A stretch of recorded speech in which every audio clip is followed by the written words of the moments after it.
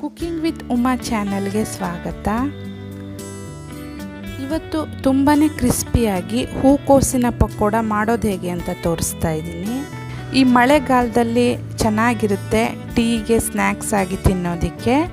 ಕ್ರಿಸ್ಪಿಯಾಗಿ ಮಾಡ್ಕೊಳ್ಳೋದು ಹೇಗೆ ಅಂತ ತೋರಿಸ್ಕೊಡ್ತಾ ಇದ್ದೀನಿ. ತುಂಬಾ ರುಚಿಯಾಗಿರುತ್ತೆ. ಖಂಡಿತ ಒಮ್ಮೆ ಟ್ರೈ ಮಾಡಿ, ಪದೇ ಪದೇ ಮಾಡ್ತೀರಾ, ಚೆನ್ನಾಗಿರುತ್ತೆ.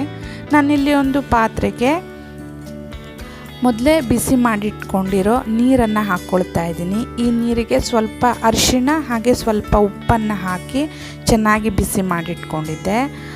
ಈಗ ಈ ನೀರಿಗೆ ಕ್ಲೀನ್ ಮಾಡಿಟ್ಕೊಂಡಿರೋ ಹೂಕೋಸನ್ನು ಹಾಕ್ಕೊಳ್ತಾ ಇದ್ದೀನಿ. ಇದನ್ನು 10 ನಿಮಿಷ ಇದರಲ್ಲೇ ಇಡಬೇಕು. ಆ ನಂತರ ಇನ್ನೊಂದು ಪಾತ್ರೆಗೆ ಹಾಕ್ಕೋಬೇಕು.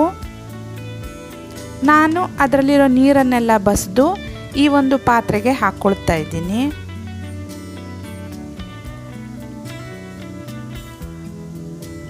ಇದರಲ್ಲಿ ಯಾವುದೇ ನೀರನ್ನ ಇರಬಾರ್ದು, ಆ ಥರ ತೆಗೆದು ಹಾಕ್ಕೋಬೇಕು. ಈಗ ಇದಕ್ಕೆ ಅರ್ಧ ಕಪ್ ಆಗುವಷ್ಟು ಅಕ್ಕಿ ಹಿಟ್ಟನ್ನು ಹಾಕ್ಕೊಳ್ತಾ ಇದ್ದೀನಿ. ಹಾಗೆ 1 ಕಪ್ ಆಗುವಷ್ಟು ಕಡಲೆ ಹಿಟ್ಟನ್ನು ಹಾಕ್ಕೊಳ್ತಾ ಇದ್ದೀನಿ.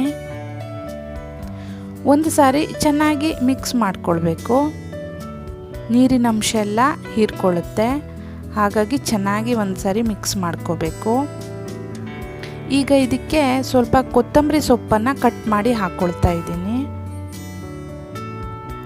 ಹಾಗೆ ಹಸಿಮೆಣಸು ಚಿಕ್ಕದಾಗಿ ಕಟ್ ಮಾಡಿ ಹಾಕ್ಕೊಳ್ತಾ ಇದ್ದೀನಿ. 5 ರಿಂದ 6 ಆಗುವಷ್ಟನ್ನು ಹಾಕ್ಕೊಂಡಿದ್ದೀನಿ.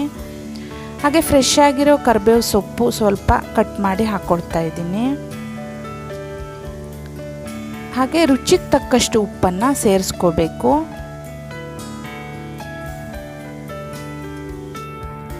ಹಾಗೆ ಖಾರಕ್ಕೆ ನಾನಿಲ್ಲಿ 1 ರಿಂದ 2 ಟೀ ಸ್ಪೂನ್ವರೆಗೆ ಖಾರದ ಪುಡಿಯನ್ನು ಹಾಕ್ಕೊಳ್ತಾ ಇದ್ದೀನಿ. ಖಾರ ಜಾಸ್ತಿ ಇಷ್ಟಪಡೋದಾದರೆ ಇನ್ನೂ ಜಾಸ್ತಿ ಹಾಕ್ಕೋಬೋದು. ಹಾಗೆ ಇದಕ್ಕೆ 1/4 ಟೀ ಸ್ಪೂನ್ ಆಗುವಷ್ಟು ಜೀರಿಗೆ ಪುಡಿಯನ್ನು ಹಾಕ್ಕೊಳ್ತಾ ಇದ್ದೀನಿ. 5 ರಿಂದ 6 ಬೆಳ್ಳುಳ್ಳಿ ಹೆಸಳನ್ನು ಈ ಥರ ಪೇಸ್ಟ್ ಮಾಡಿ ಹಾಕ್ಕೋಬೇಕು. ಈಗ ಎಲ್ಲವನ್ನು ಒಂದು ಸಾರಿ ಚೆನ್ನಾಗಿ ಮಿಕ್ಸ್ ಮಾಡ್ಕೊಳ್ತಾ ಇದ್ದೀನಿ.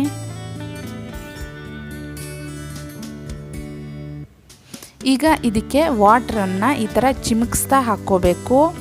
ಒಂದೇ ಸಾರಿ ನೀರನ್ನು ಹಾಕಕ್ಕೆ ಹೋಗಬೇಡಿ ಜಾಸ್ತಿ, ಈ ಥರ ಚಿಮುಕಿಸ್ತಾ ಮಿಕ್ಸ್ ಮಾಡ್ಕೋಬೇಕು.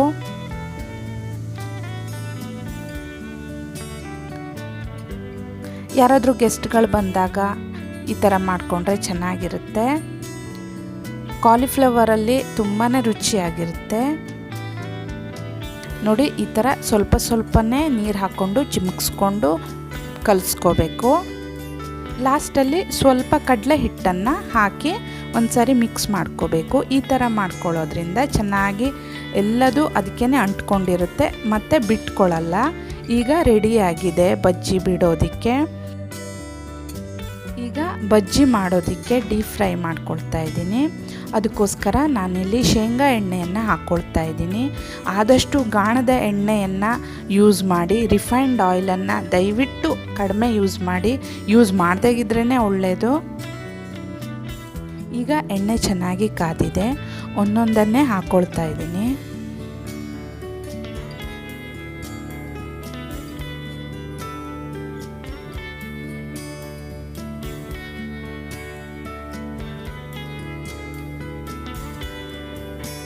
ಹೀಗೆ ಈ ಥರ ಎಲ್ಲವನ್ನು ತಿರುವಿ ಹಾಕಿ ಡೀಪ್ ಫ್ರೈ ಮಾಡ್ಕೋಬೇಕು.